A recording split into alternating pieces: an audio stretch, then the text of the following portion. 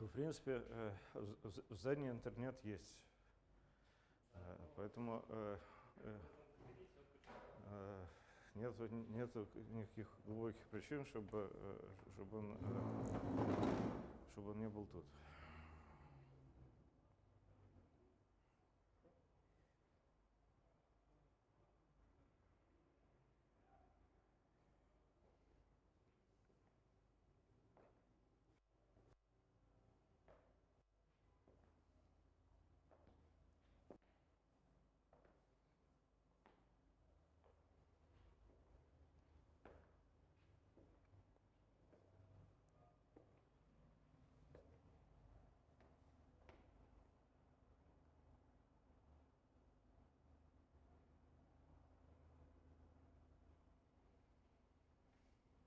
В общем, когда можно будет начинать, скажите.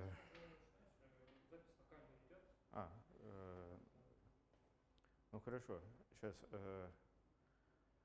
значит, локально идет, значит, а что это значит? Ну, значит, что она потом появится. Так, хорошо.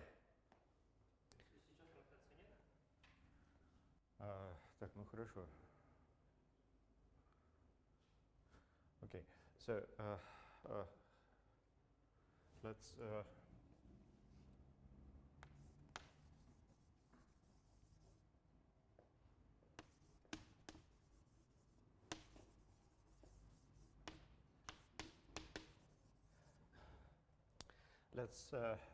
let's remember what we did last time.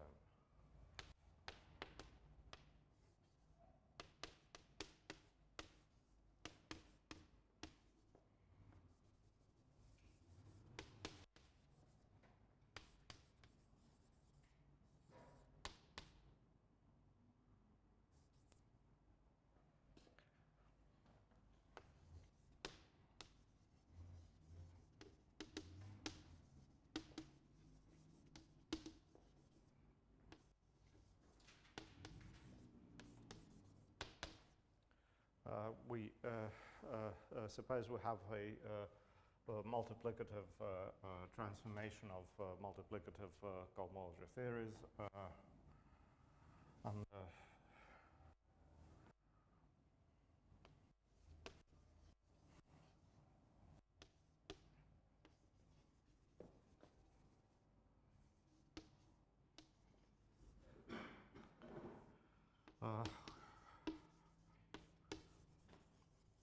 and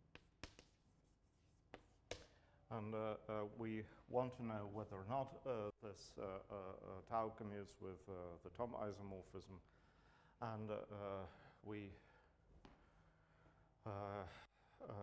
know the answer.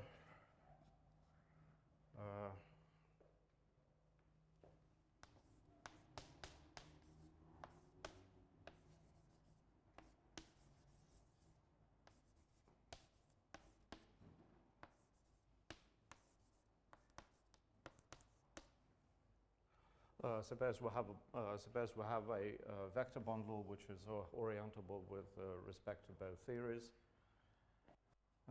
Then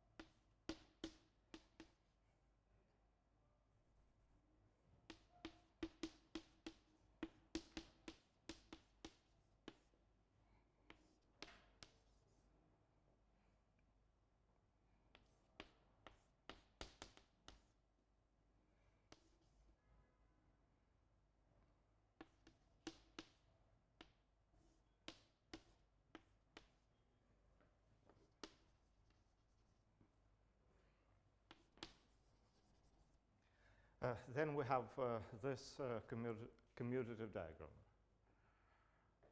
The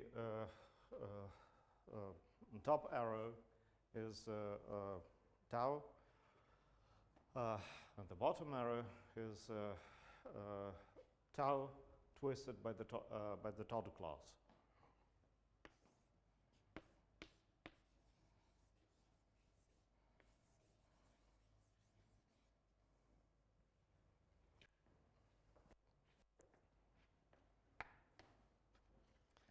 Okay.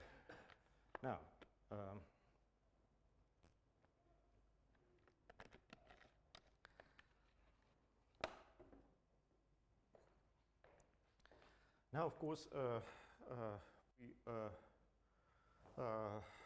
natural question is what this has to do with our goal, which is to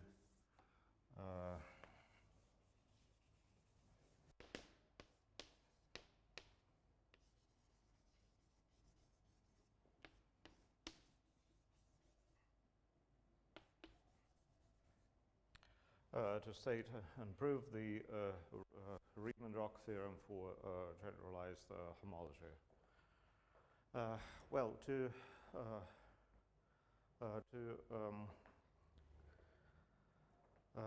state the theorem, we need to define the wrong way maps in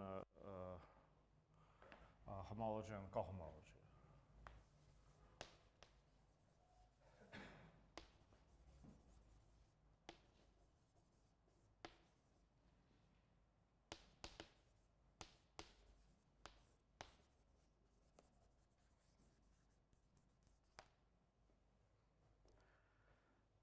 Well, suppose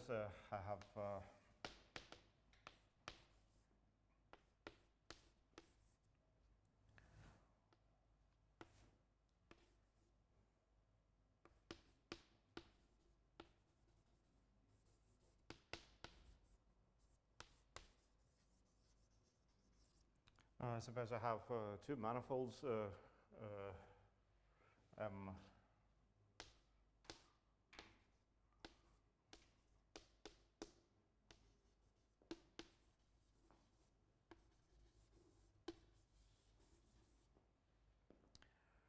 suppose I have manifolds which are both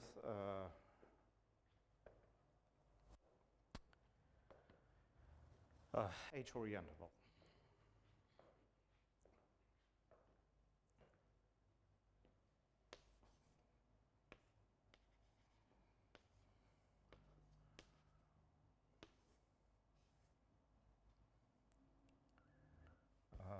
Then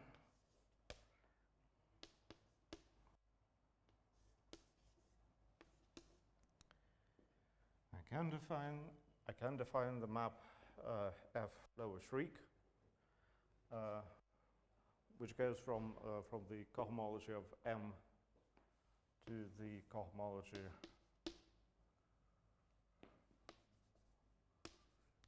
of N.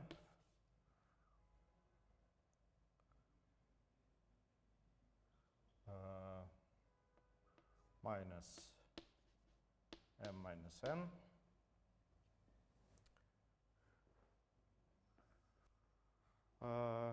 As follows.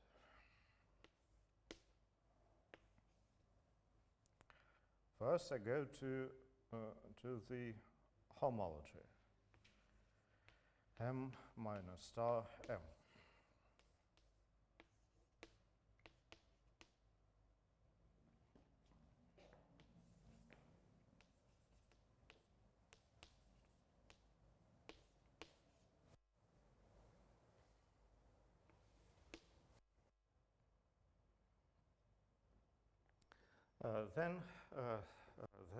Then I apply the map F lower star, which exists for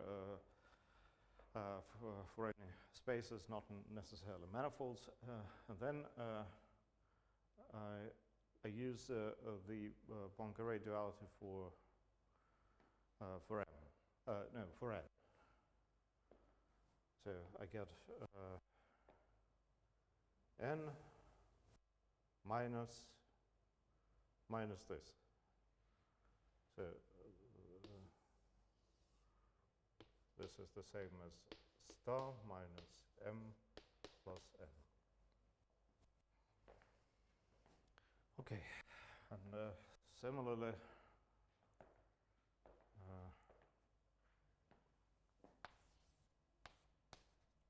I can define a map from the wrong way map from h lower star n to h lower star plus m minus n of n.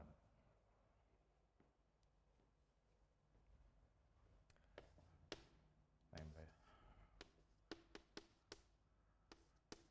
I use the Poincare duality, then the pullback.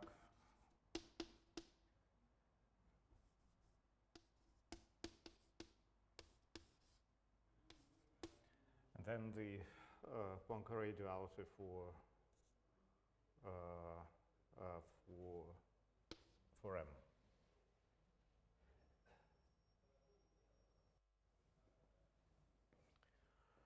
Okay, so we will, for the Riemann-Roch theorem, we will need just the first of these maps, and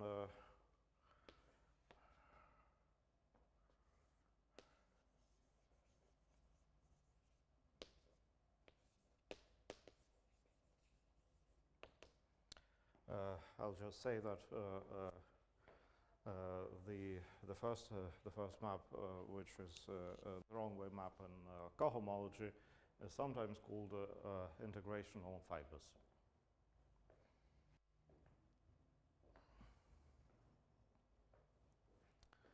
So if at some point you encounter this phrase, you know what it means.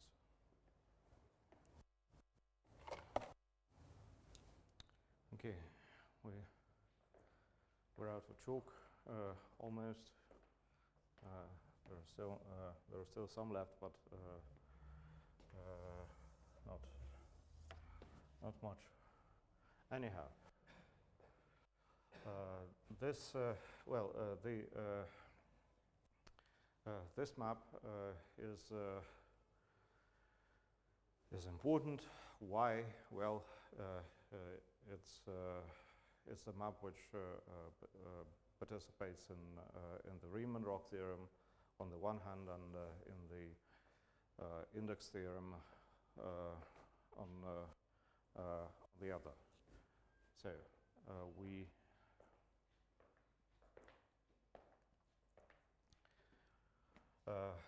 need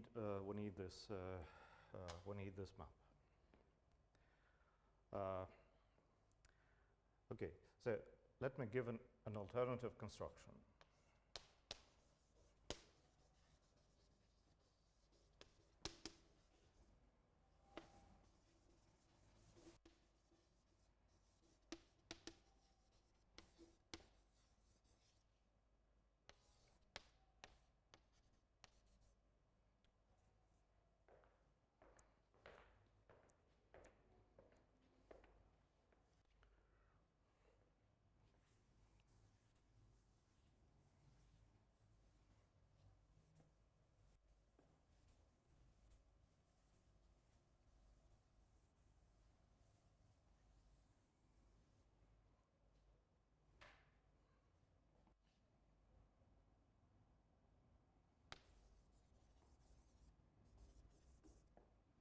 So we have two manifolds, M and N.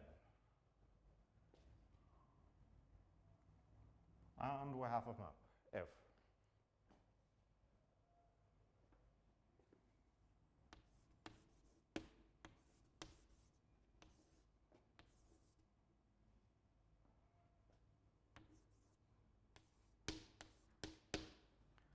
Well,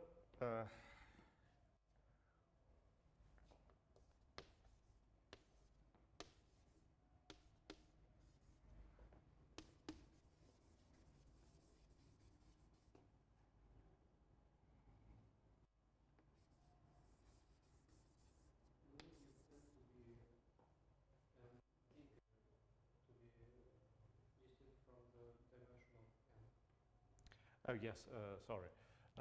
Let's say K. Thank you.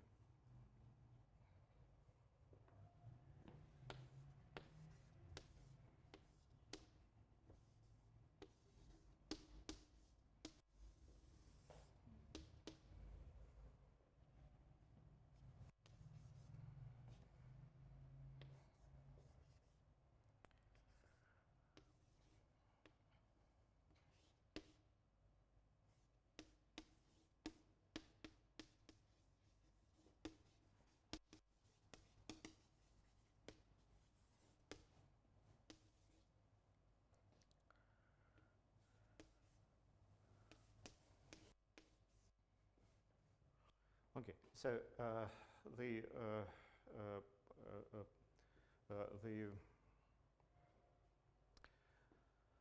our requirements are these. M and N should be inside tubular neighborhoods, which is clear. Now the tubular neighborhood of M should be inside the tubular neighborhood for M, no, for N, and F should be the projection from the tubular neighborhood to N, restricted to M. Is this clear?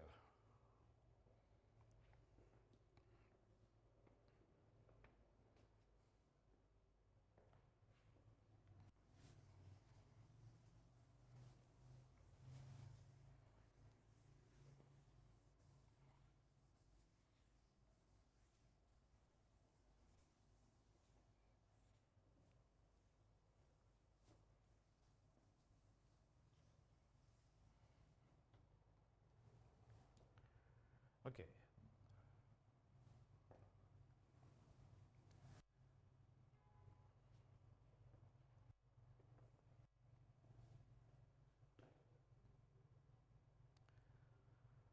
Well, let's assume, what else do we need to assume?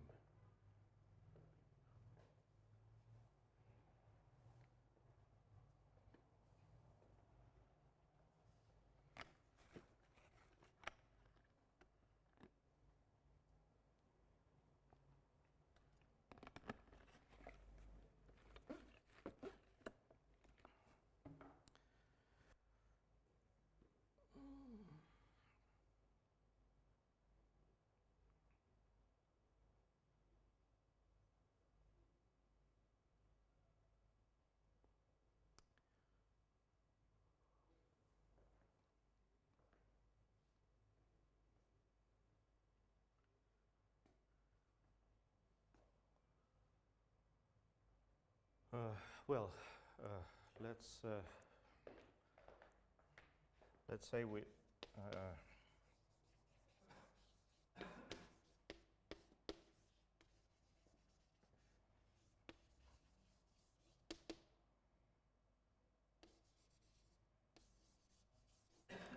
let's say we assume that both manifolds are compact and without boundary. Then we can do the following thing.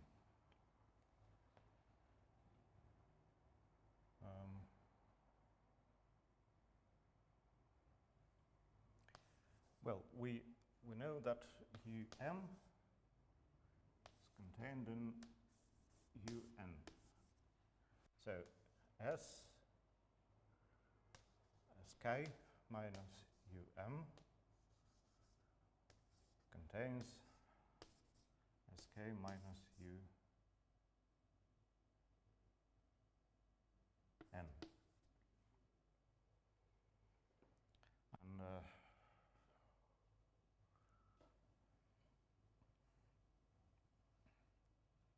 And so we have H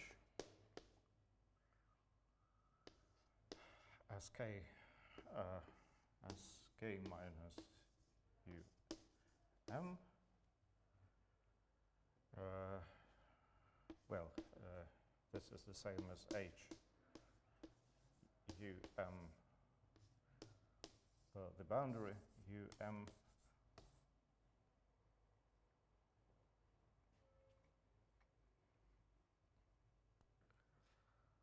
And similarly,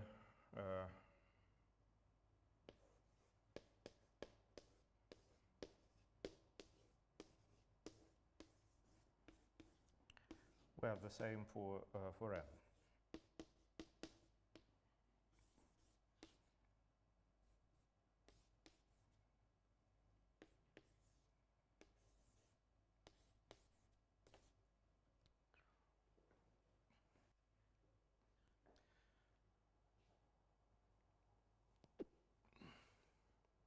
But since we have this inclusion, we have a map from the bottom group to the top group.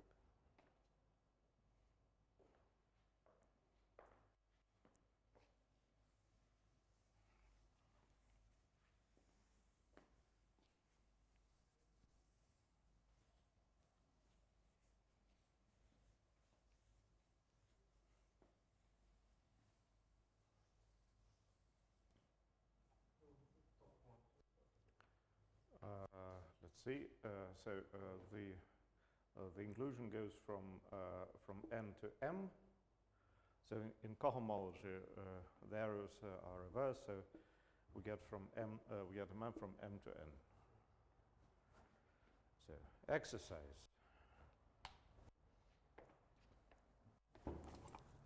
Well.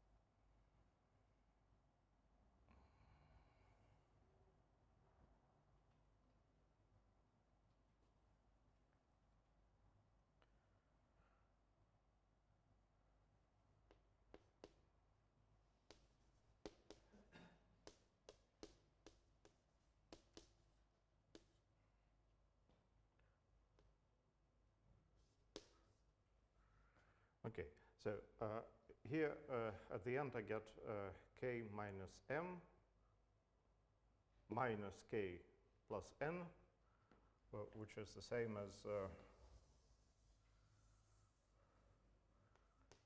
star plus n minus m.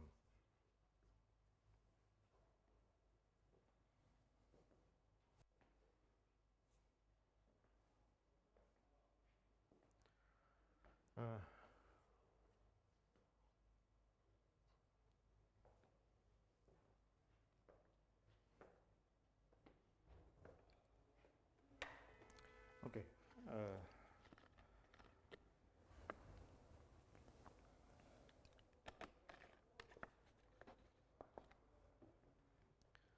Well, let's say this is an exercise, and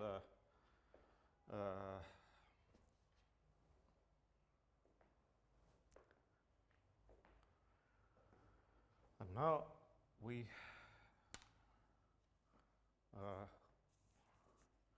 we will use this definition to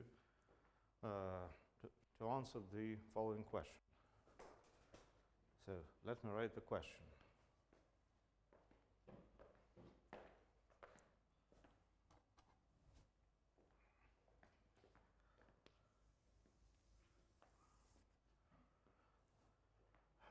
So suppose,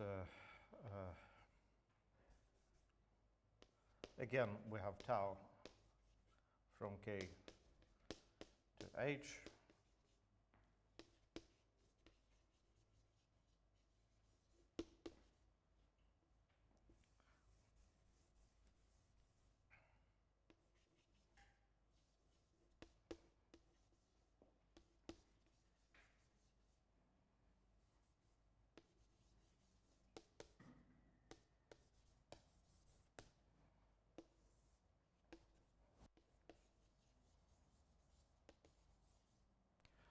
A multiplicative transformation of multiplicative theories. Then suppose we have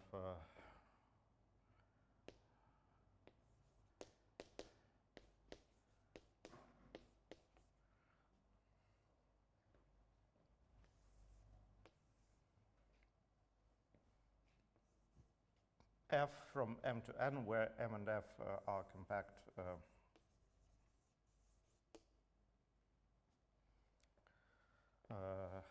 manifolds. Well, let's say smooth manifolds, which are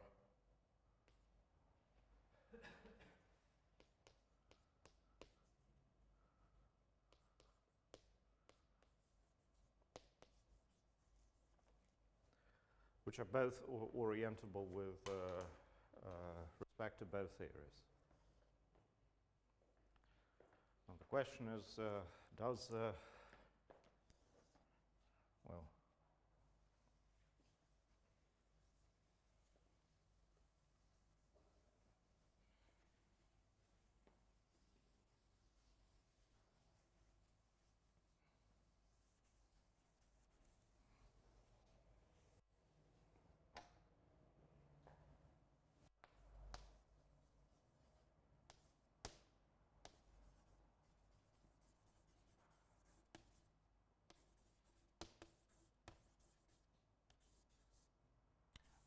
does tau commute with f lower 3?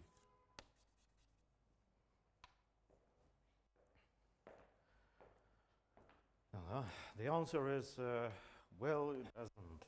But again, if we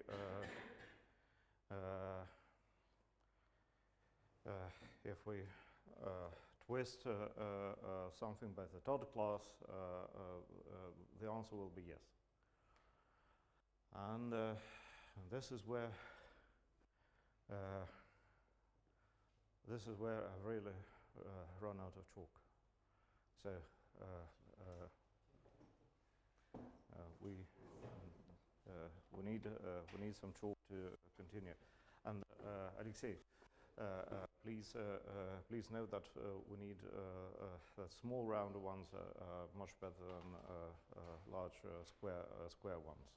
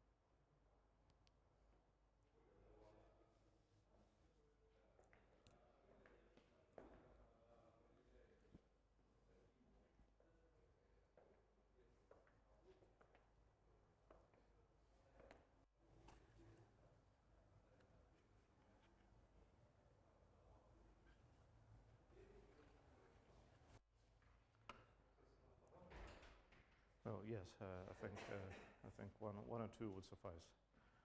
Thank you.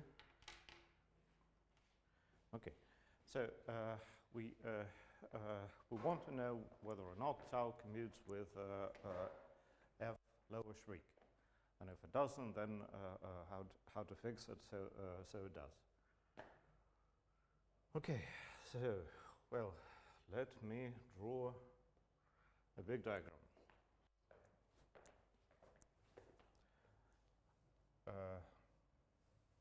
Well, I will draw it here so that everyone can see the diagram.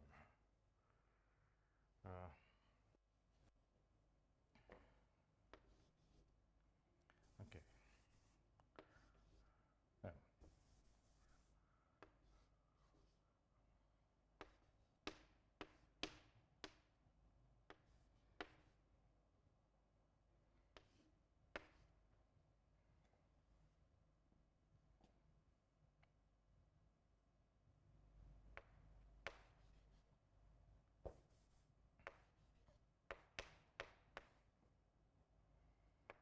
Sorry, it's M and N.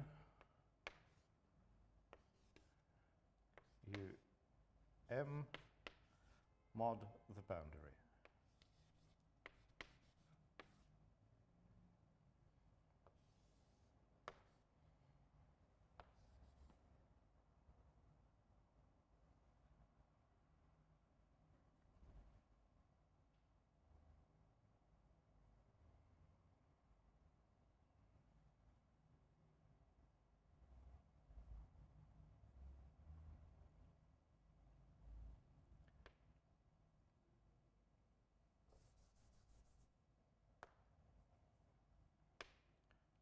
So we have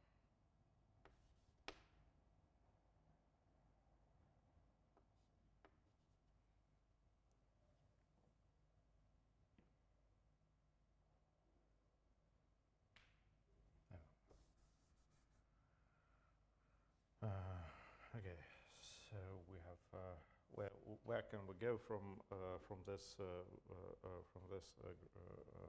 thing? We can go to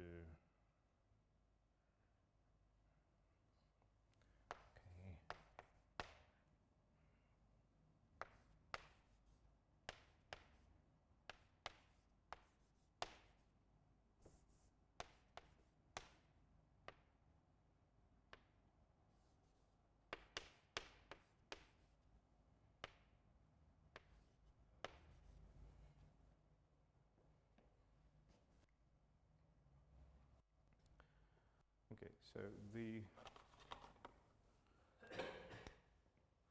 diagonal arrows are the Tom isomorphisms. Okay, so this all happens on the Tom side.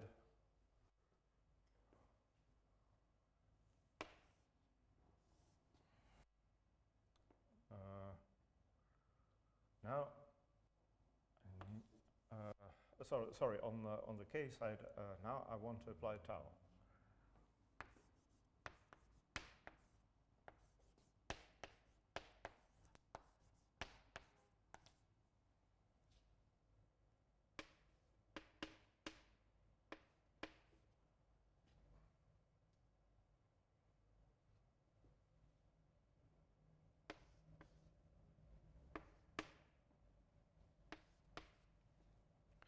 And again, I have the Tom isomorphism, and I have the same for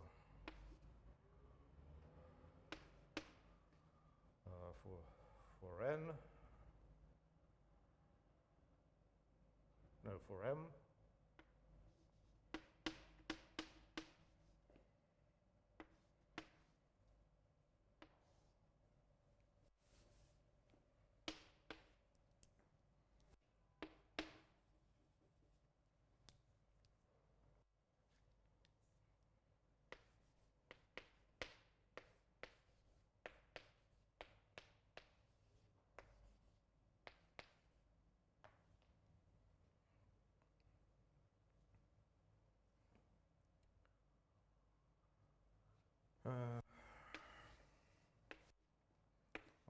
this one is tau, and this one is tau.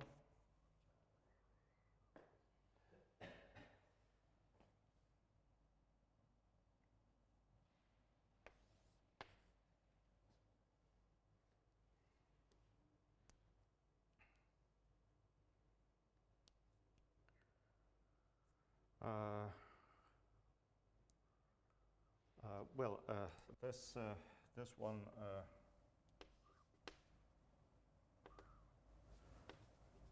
is f lower shriek for k by definition.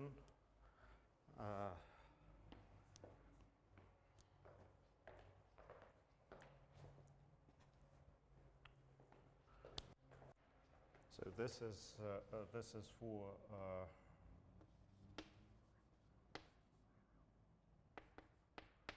h, and this one is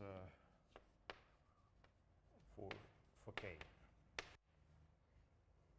So we have two f lower shrieks.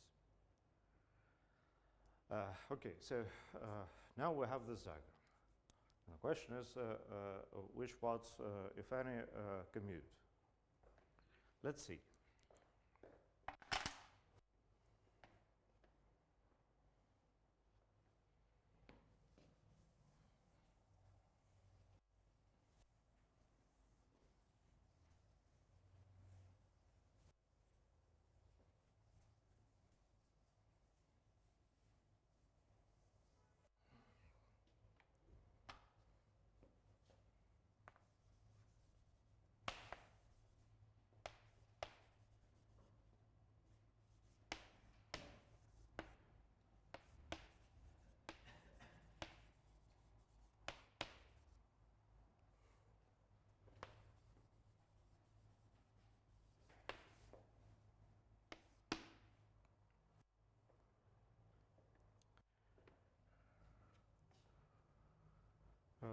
Well, we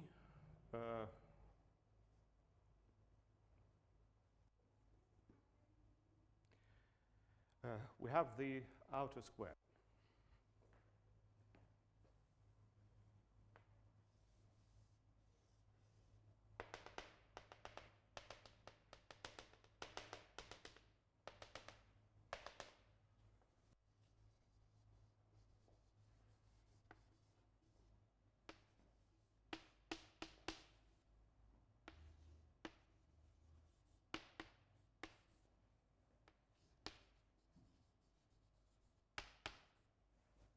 Well, tau is a natural transformation. So the outer square, the big square, is basically what we get by the naturalness of the transformation tau.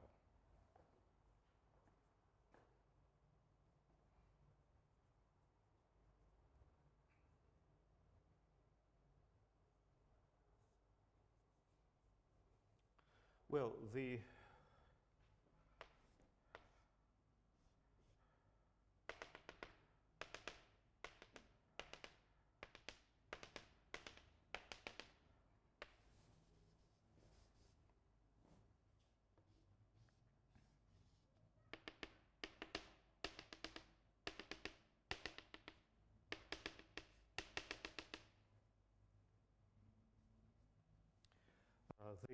squares on the left and on the right, well, they're not quite squares, but anyway, commute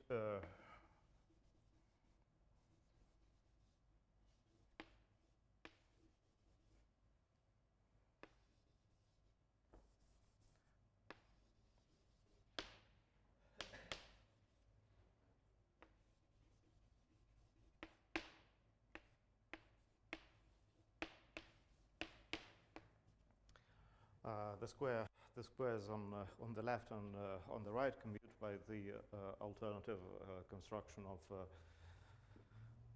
of the f lower shriek.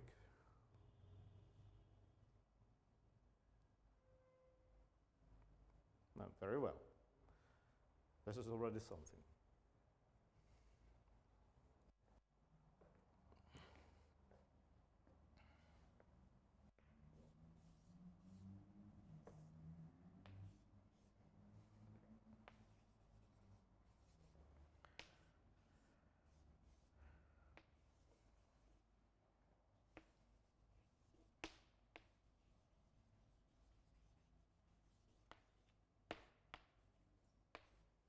But unfortunately, the squares at the top and the one at the bottom do not commute.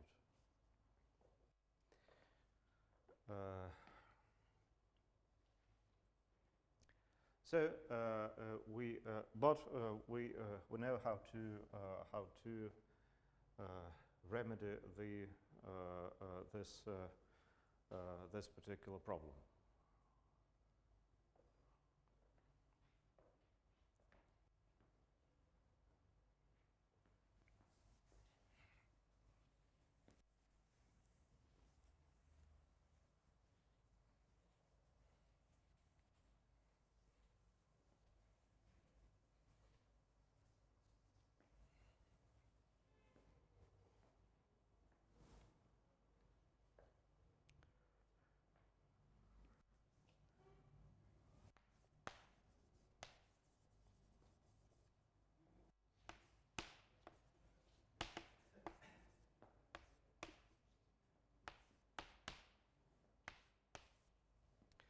We need to replace the taus with the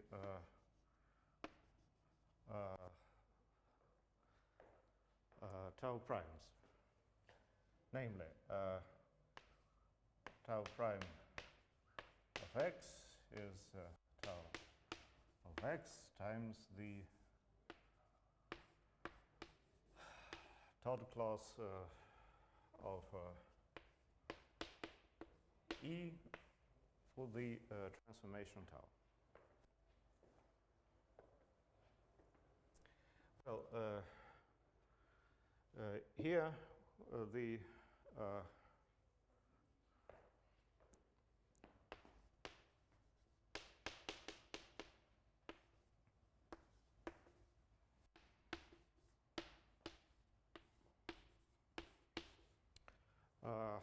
the tau prime in this in the bottom square uses E the normal bundle equal the normal bundle of M, and the other one uses the normal bundle of M.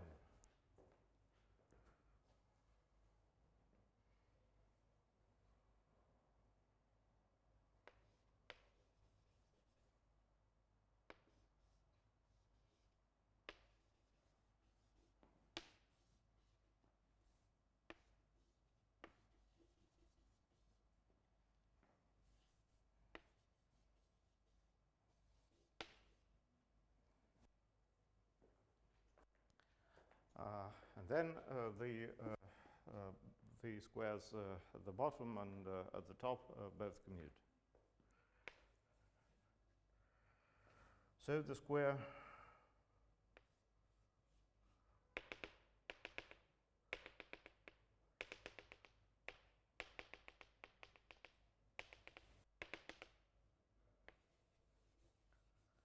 in the middle also commutes.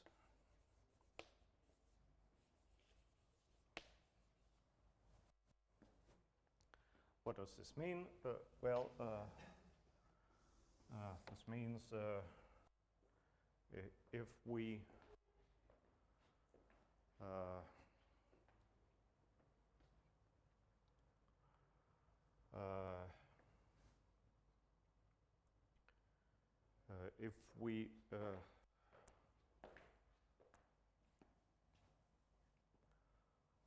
start with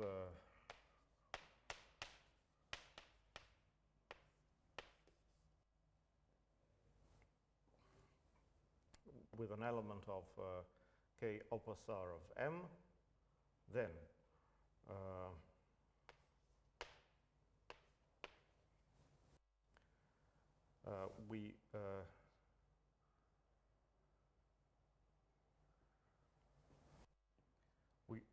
we can go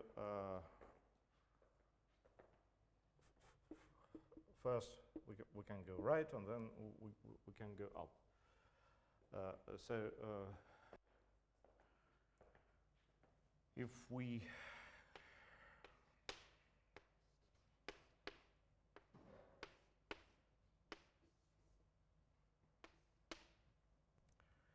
if we go right, we need to take the tau of x times the total class of the normal bundle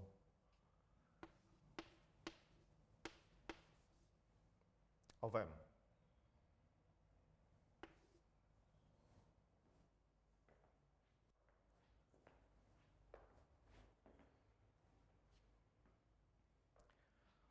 And the result is the same as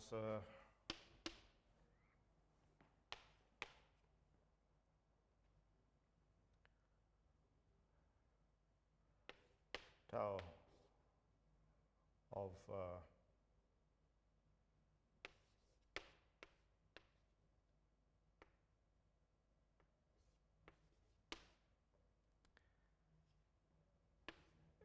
F lower shriek of x times the total class of the normal bundle of N.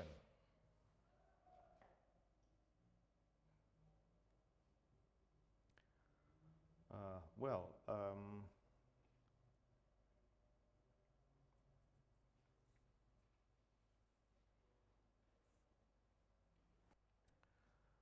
so this these F lower shrieks are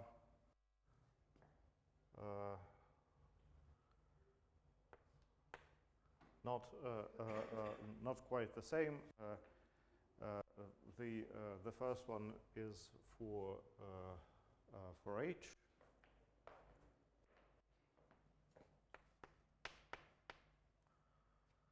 and the second one is for K.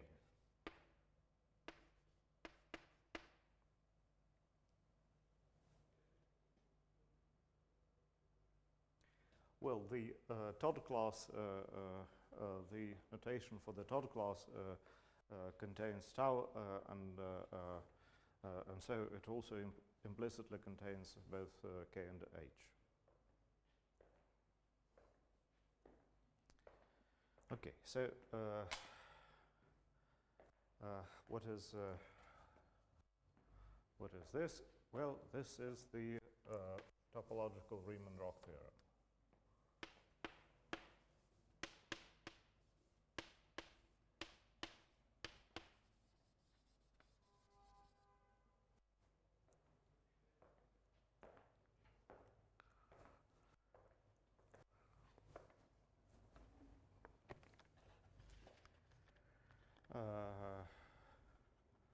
Now, do we want to understand how this theorem is related to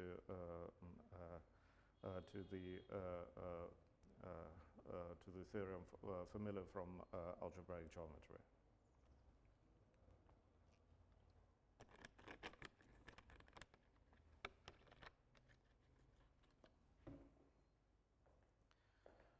Okay. Well, in algebraic geometry, there's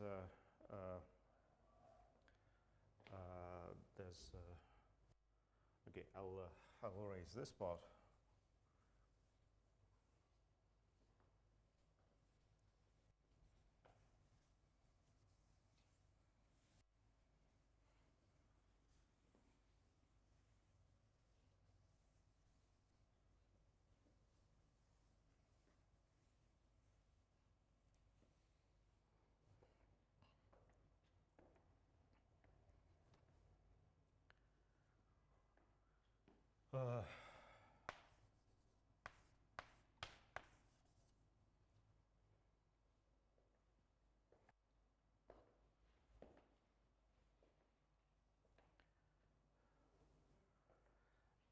Well, in algebraic geometry, we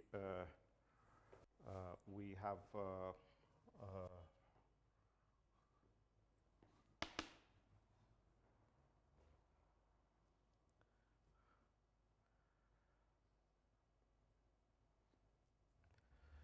well, we basically have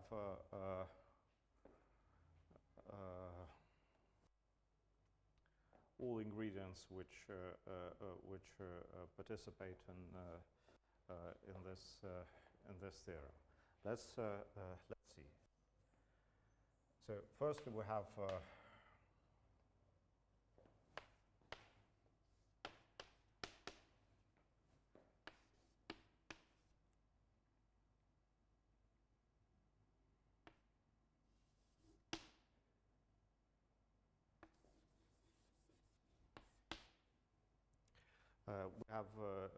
coherent sheaves which generalize vector bundles, and these form a category, and one can consider the K-node of this category.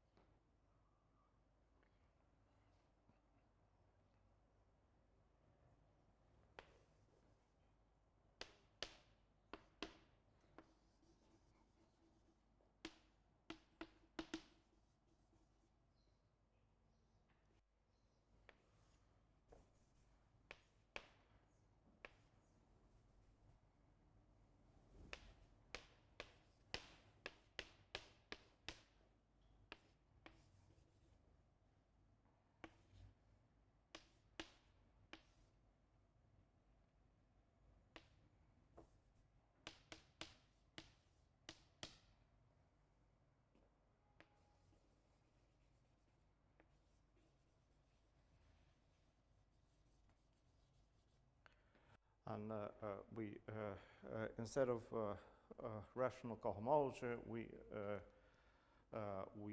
can consider what is called the Chow-ring tensor Q. The Chow-ring is in general quite complicated, but if we have a well cohomology theory, then we may as well use it instead of the Chow-ring.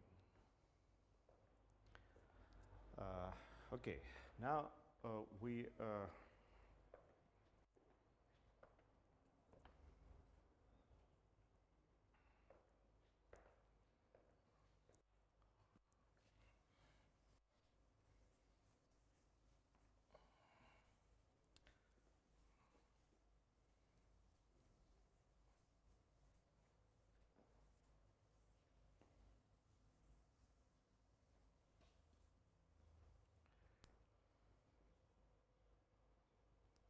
so let me write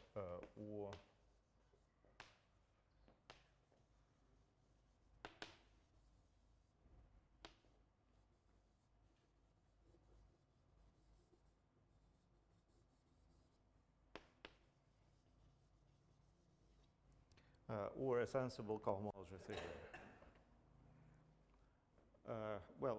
In particular, for a sensible cohomology theories, we have the Poincare duality, and we have the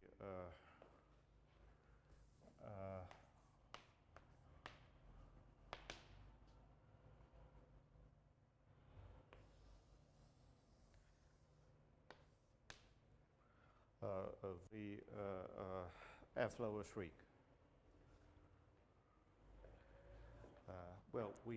We also have F-lower shriek from K-node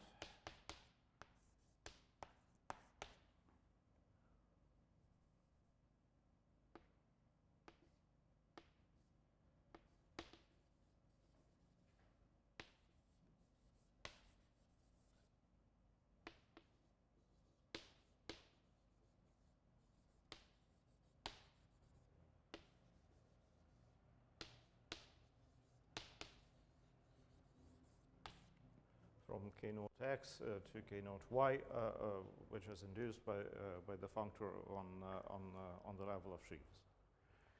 Well,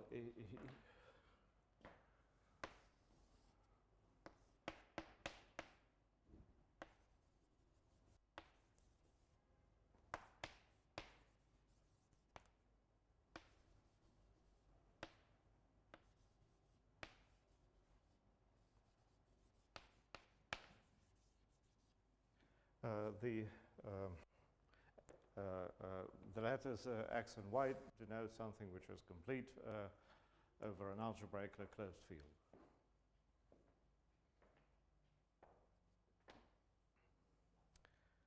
Now, there is one thing which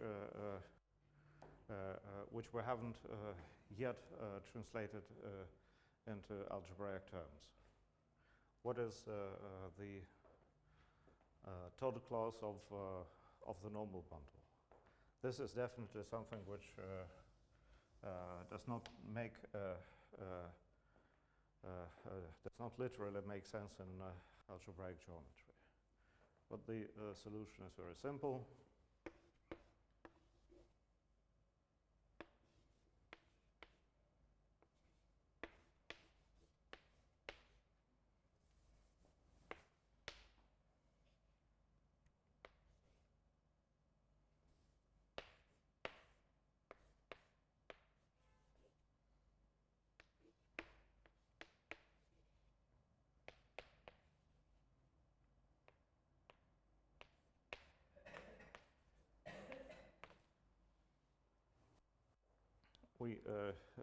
We just replace the result formally by the inverse of the total class of the tangent bundle, which does make sense in algebraic geometry.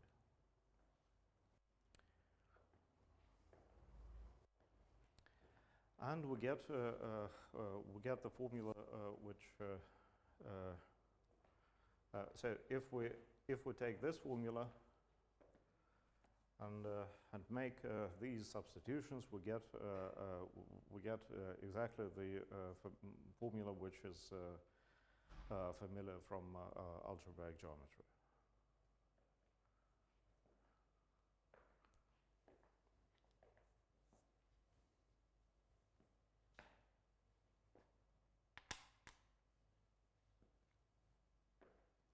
Of course, this formula does not imply the one for algebraic geometry. Well, there's one ingredient which is missing, namely, we didn't define coherent sheaves, and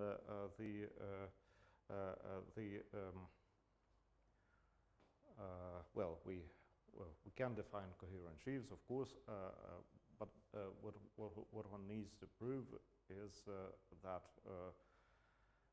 the airflow shriek which exists for coherent sheaves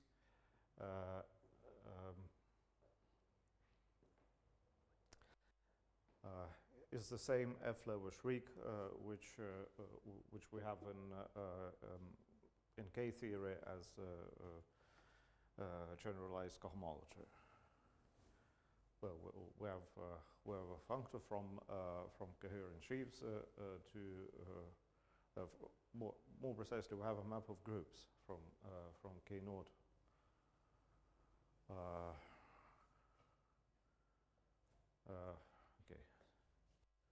Okay, I'll erase this diagram. I don't think we need it anymore.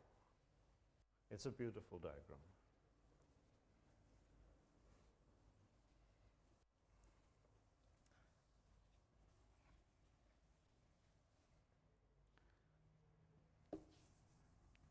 So over C.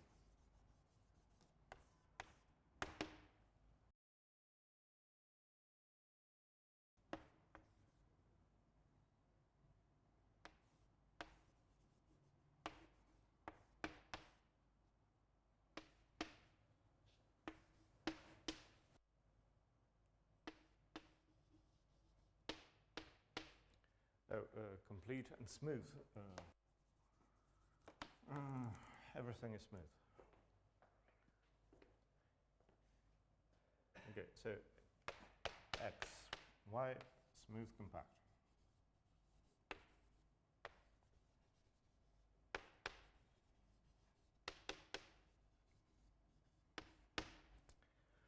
So we have this map.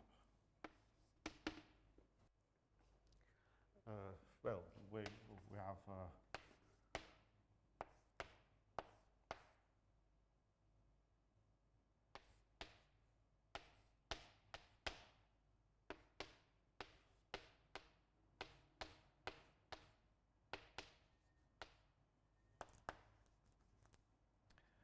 we have the map from K naught of coherent sheaves to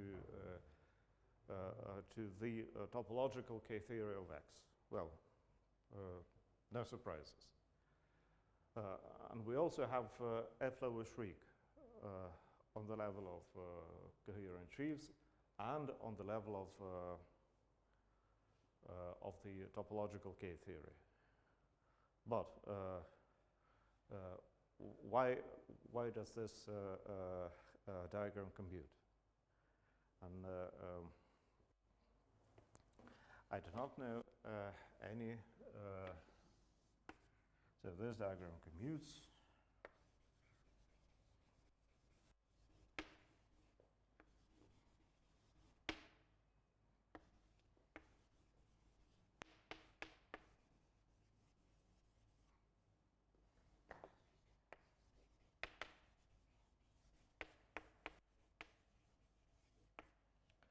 But I do not know a direct proof.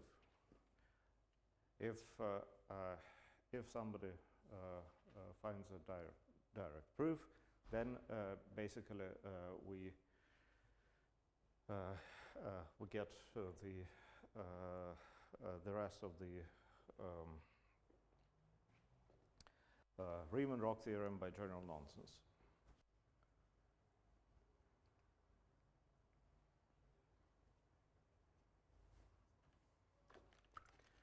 Okay, well,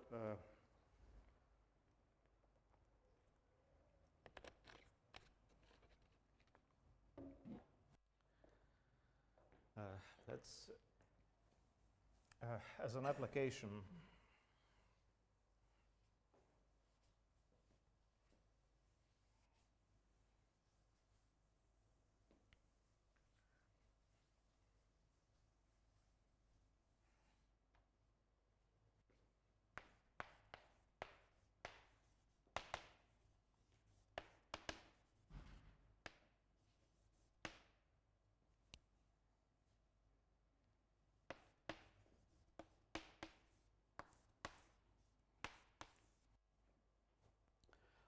let's prove that of the topological Riemann-Roch theorem, let's prove that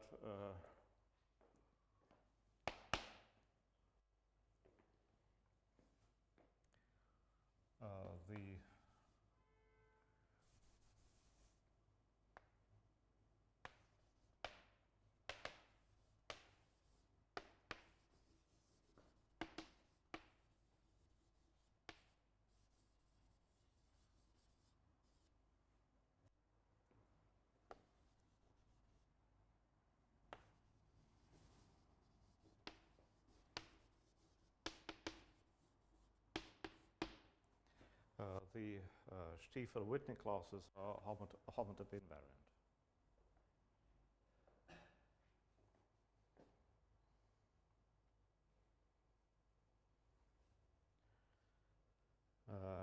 Well,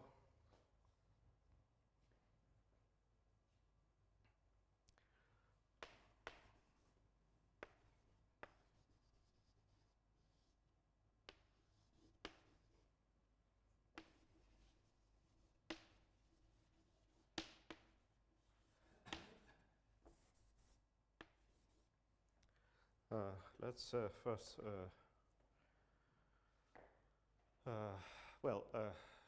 the Stiefel-Whitney classes are defined for every real vector bundle.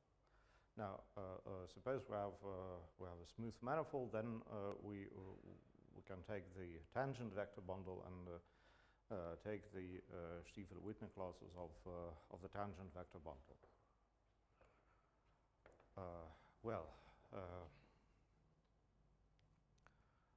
Then suppose we have two smooth manifolds which aren't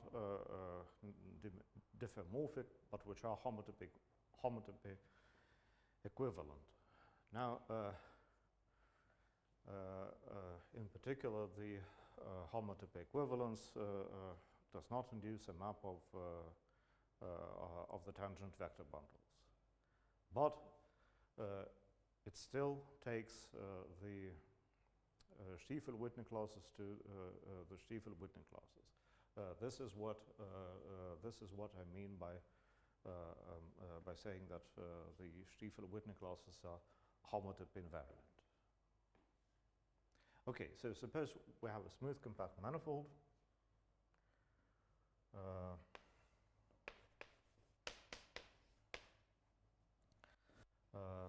Well, let's consider. Let's suppose also that the boundary is empty.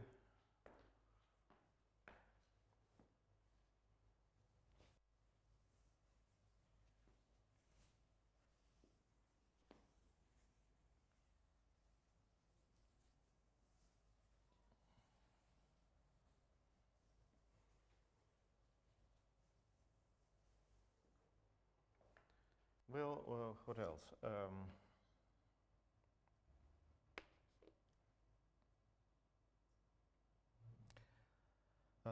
Let's take K equal H equal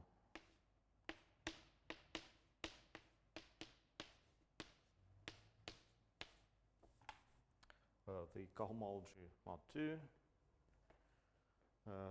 Let's take tau equal the total Steenrod square, which is ID plus SQ1 plus SQ2 plus and so on.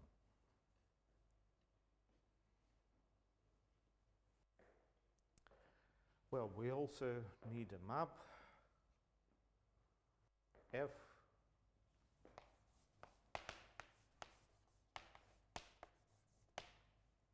well, let's take just the map to a point.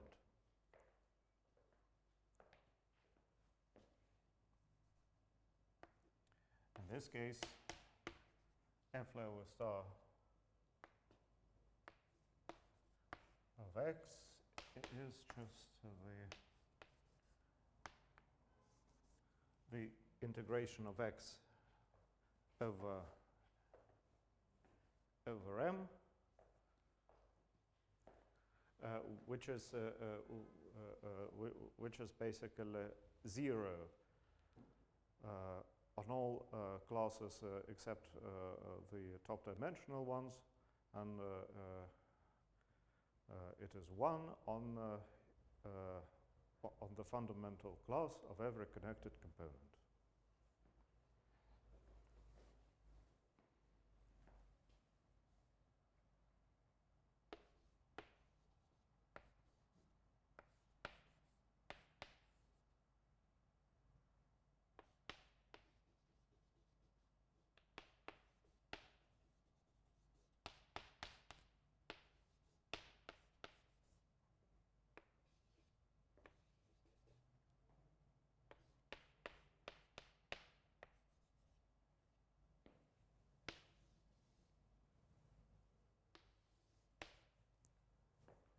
Okay, so the F lower star in this particular case is quite easy to calculate. Well, let's see. And last time we actually saw that the Todd class of any bundle, not necessarily of the tangent bundle, of any bundle, is the total Stiefel-Whitney class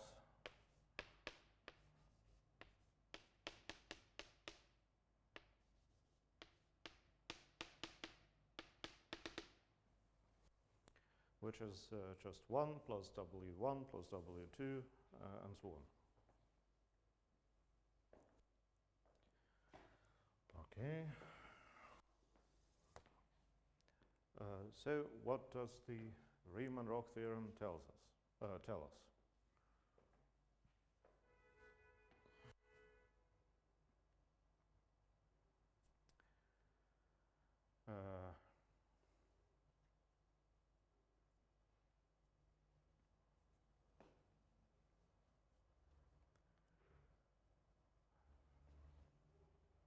Okay, the manifold n in this particular case is just a point. So the second dot class is the is the dot class of the normal bundle, but it's trivial. So the second dot class is just 1.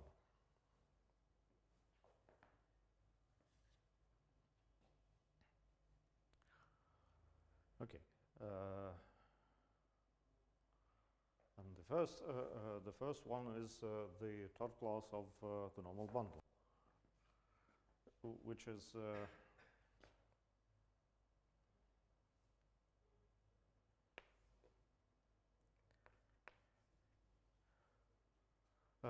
the same as the inverse of the dot class of the tangent bundle. Sorry. Yes, the inverse of the dot class of the tangent bundle, which is the same, the inverse of the Stiefel-Whitney class of the tangent bundle, where the Stiefel-Whitney class is the total Stiefel-Whitney class. Okay, so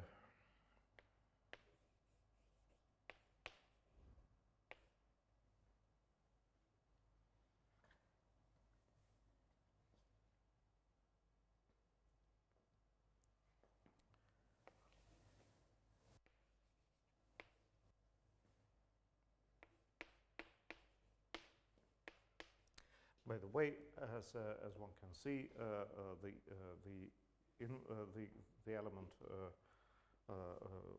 starts with the total Stiefel-Whitney class starts with 1, so it's clearly invertible.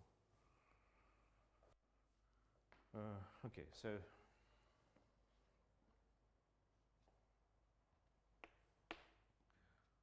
I have this, and on the other hand, I have well, tau. It's tau is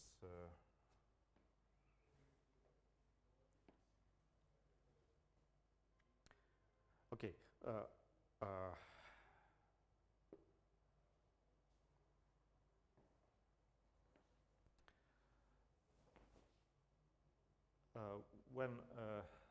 When I apply F lower Schrieg,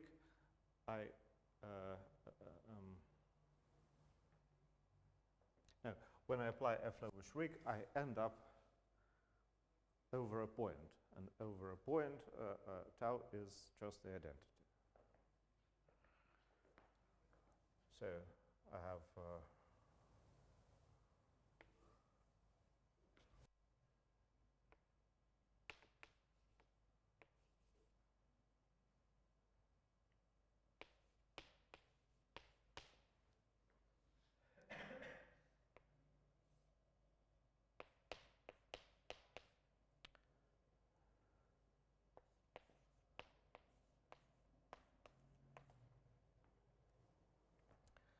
so I have this this formula, and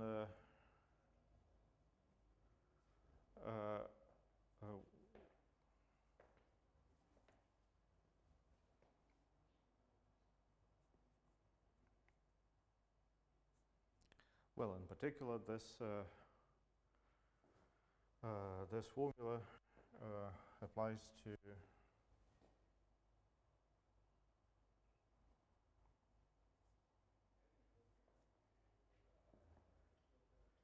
well, it applies to every x. Let's see how one can use the formula to deduce the fact that what we have here is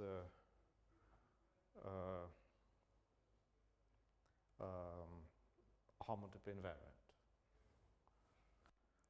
Well, if W minus 1 is homotop invariant, then W is also homotop invariant.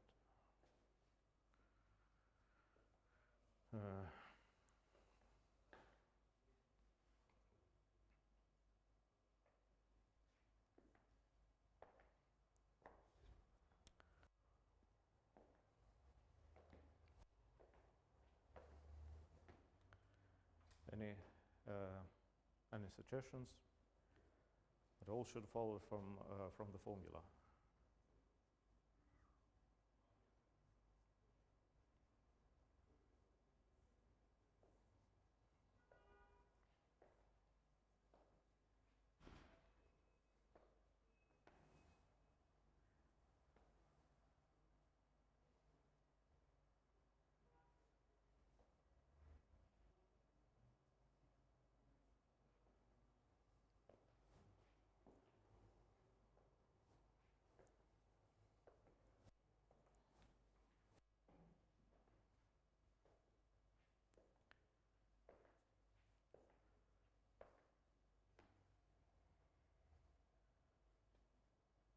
Well, let's think about it the following way.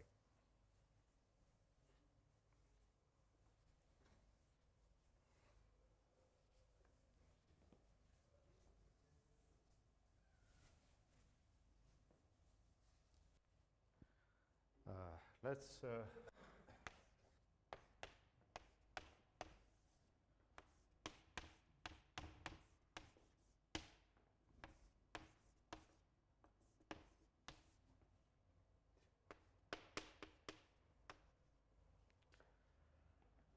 let's take V to be just the direct sum of the cohomology groups mod 2, and by the Poincaré duality,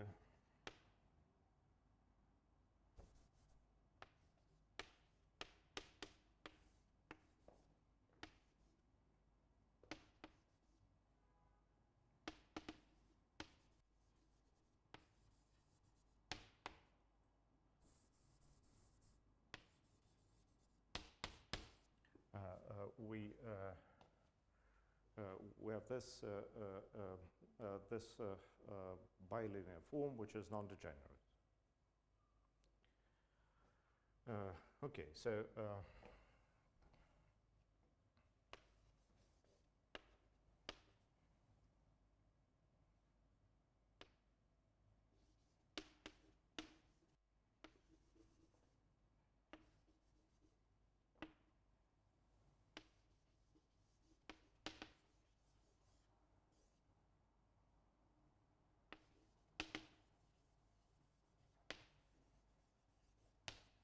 now we use the fact that SQ, the total C-node operation, is invertible. Why?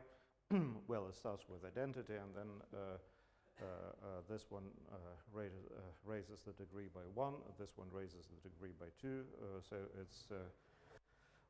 it's unipotent with respect to some basis.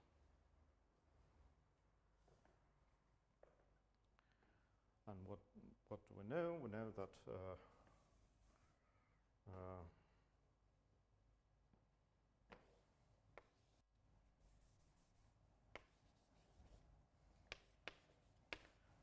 SQ of X mod W minus 1 of Tm, which is just a vector, which let's call a W naught, is equal to something.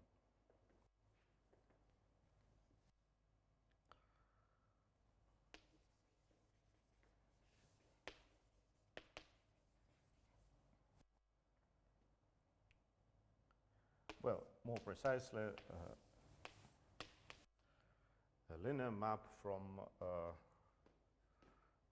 V to Z by to Z by 2Z. Very well. So suppose we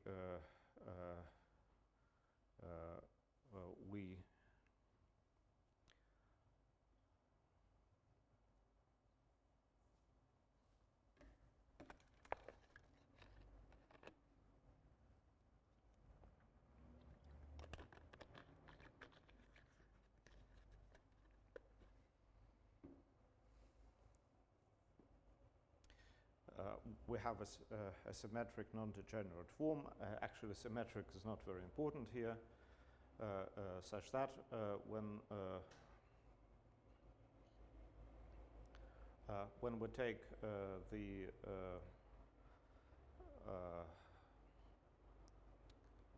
when we apply this form to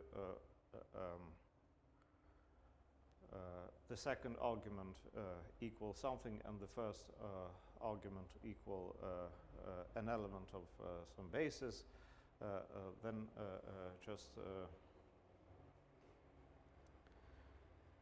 by knowing the values of the form, we know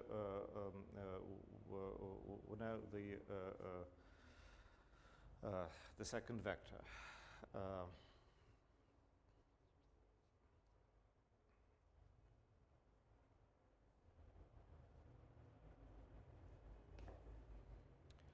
Okay, so non-degenerate and homotype invariant.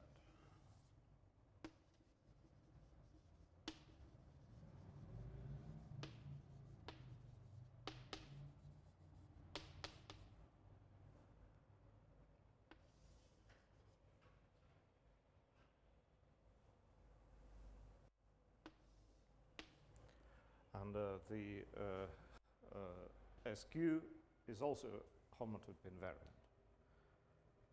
So W and the right-hand side is well, is also homotype invariant.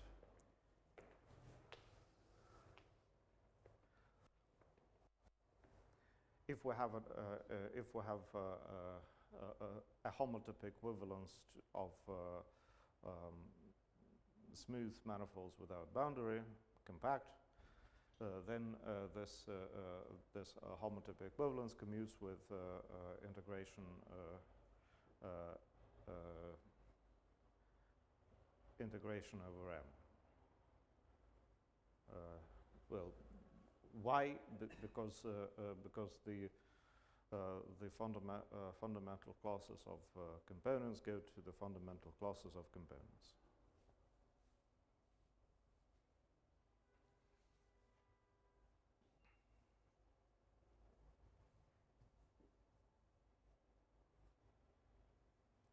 And so the conclusion is this thing is homotype invariant. For example,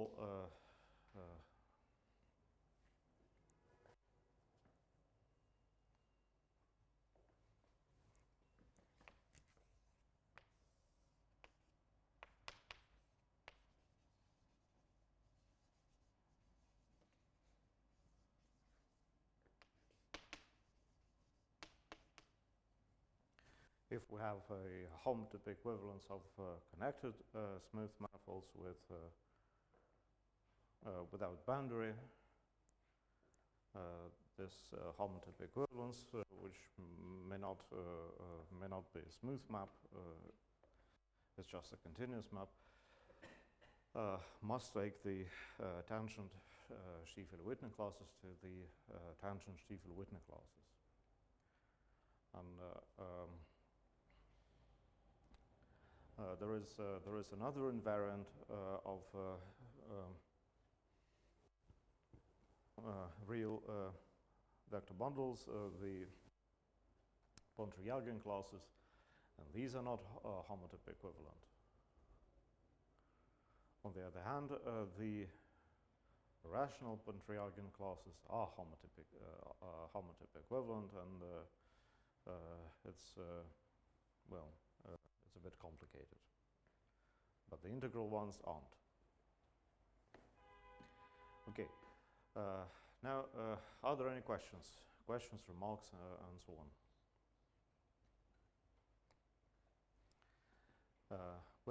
Then